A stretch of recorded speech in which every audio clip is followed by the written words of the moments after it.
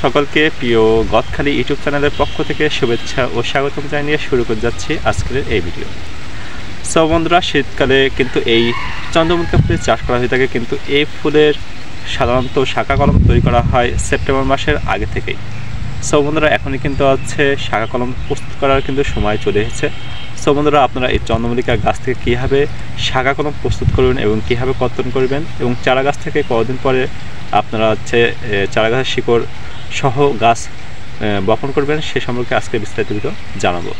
তো বন্ধুরা, কোনোভাবে ভিডিওটি স্কিপ না করে ভিডিওটি সম্পূর্ণ দেখার অনুরোধ রইল। তো বন্ধুরা, এই যে গাছগুলো দেখতে পাচ্ছেন এটা কিন্তু আছে গত বছরের কিন্তু গাছ, এগুলো কিন্তু আছে মা গাছ হিসেবে কিন্তু আমি কিন্তু এখানে রেখে দিয়েছি এবং এখান থেকে কিন্তু আছে আমি কিন্তু শাখা কলমগুলো কিন্তু কর্তন করেছি। বন্ধুরা দেখতে পাচ্ছেন। সো বন্ধুরা, এখান থেকে কিন্তু আরও কচ ছাড়বে, এই জন্য কিন্তু আমি রেখে দিয়েছি। এটা কিন্তু আবার সেপ্টেম্বর মাসে থেকে কিন্তু আমরা আবার হচ্ছে চারা উৎপাদন করবো। তো বন্ধুরা চলুন এবার আমরা দেখবো কীভাবে গাছ থেকে আপনারা শাখা কলম প্রস্তুত করবেন। তো প্রথমত দর্শক বন্ধুরা, এখান থেকে আপনারা পরিপক্ক গাছ নিতে হবে এবং গাছ থেকে আপনাদের পরিমাণ মতো 1 বিঘেতে একটু কম বরাবর একটু নরম ডগা সহকারে আপনাদের এই আগা আছে কর্তন করতে হবে। সো বন্ধু দেখতে পাচ্ছেন আমরা কিন্তু সাইজ অনুযায়ী কিন্তু এগুলো কিন্তু আছে কর্তন করছে। তা আপনারা কিন্তু এইভাবে আগা সংগ্রহ করবেন। তা আমি যেভাবে সংগ্রহ করছি আপনারা এইভাবে সংগ্রহ করতে পারেন। বিশেষ করে নরম ডগাযুক্ত এই আগাগুলো আপনাদেরকে কর্তন করতে হবে। তোমরা দেখতে পাচ্ছেন এইভাবে সংগ্রহ করবেন। তো বন্ধুরা, এগুলো কিন্তু আছে মাতৃ গাছ, এখান থেকে কিন্তু আছে আমরা এই গাছ থেকে কিন্তু আমরা চারা উৎপাদন করব, শাখা কলম তৈরি করব। এর জন্য আমরা এই গাছটা সংরক্ষণ করে এখান থেকে আমরা কিন্তু এই শাখা কলমগুলো সংগ্রহ করছি। তো বন্ধুরা, এভাবে আপনারা কাটবেন। তো বন্ধুরা, এই চারা তোলার জন্য কিন্তু আপনাদের কিন্তু আগে আছে ছাউনিযুক্ত একটা জায়গা কিন্তু নির্বাচন করতে হবে। আমি কিন্তু একটি ছাউনি তৈরি করেছি, এই নিচে কিন্তু আমি হচ্ছে কাটিংগুলো কিন্তু আছে এখানে বপন করেছি। তো বন্ধুরা, ছাউনি দেওয়ার আগে কিন্তু আমি এগুলো বপন করেছিলাম, যার কারণে রোদের কারণে কিন্তু অনেক গাছ পুড়ে গেছে। কিন্তু ছাউনি দেওয়ার পর থেকে কিন্তু আমার গাছগুলো কিন্তু এগুলো সবুজ রয়েছে। তারপরের দিন থেকে কিন্তু আমি গাছগুলো লাগিয়েছিলাম, এখন কিন্তু সবুজ রয়েছে। এগুলো কিন্তু 100% গ্যারান্টি দেওয়া যায়, এগুলো কিন্তু আসলে খুব তাড়াতাড়ি শিকড় চলে আসবে। তো বন্ধুরা, আপনারা যখন হচ্ছে মাটিটা প্রস্তুত করে নেবেন আগে, তো আমার কিন্তু মাছ কিন্তু হচ্ছে প্রস্তুত করা আছে। এবার কিন্তু আমি এখান থেকে হচ্ছে শাখা কলমগুলো আছে কিন্তু বপন করবো। তো বন্ধুরা দেখতে পাচ্ছেন এখানে কিন্তু আমার শাখা কলম কাটা আছে, এগুলো কিন্তু আমি হচ্ছে এখন বপন করছি। সো বন্ধুরা, আপনারা কিন্তু এইভাবে নর্মালিটি কিন্তু এইভাবে কিন্তু শাখা কলমগুলো আছে কিন্তু বসিয়ে দেবেন। তো আমি দেখতে পাচ্ছেন এইভাবে কিন্তু হচ্ছে বসিয়ে দিচ্ছি, আপনারা কিন্তু ঠিক এইভাবে বসিয়ে দেবেন।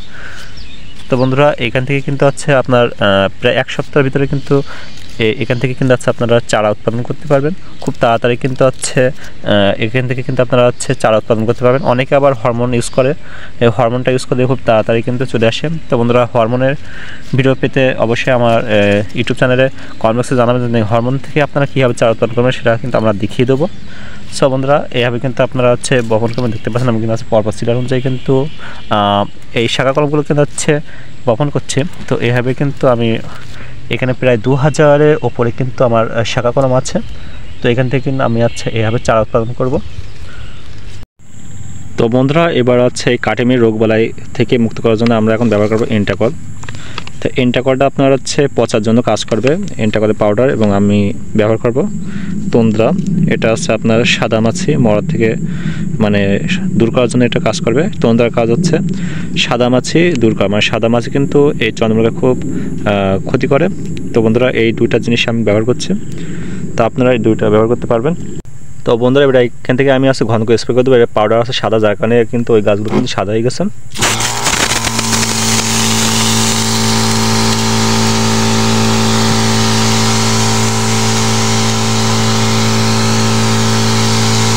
তো বন্ধুরা, আমি হচ্ছে বিশেষ করে রাত্রে স্প্রে দিই, কারণ রাত্রে স্প্রে দেওয়া ভালো। এই সময় পোকা আছে ক্ষতি করে থাকে, এই জন্য আমি রাত্রে দিয়ে থাকি। সো বন্ধুরা, আজকে ভিডিও এই পর্যন্ত ছিল। যদি এই ভিডিওটা ভালো লাগে অবশ্যই একটি লাইক দিবেন। যদি প্রিয় গদখালি চ্যানেল নতুন হয়ে থাকেন তো অবশ্যই চ্যানেলটিকে সাবস্ক্রাইব করে রাখবেন। তো দেখাবেন নতুন কোনো ভিডিওতে, ততক্ষণ সবাই ভালো থাকবেন, সুস্থ থাকবেন। আল্লাহ হাফেজ।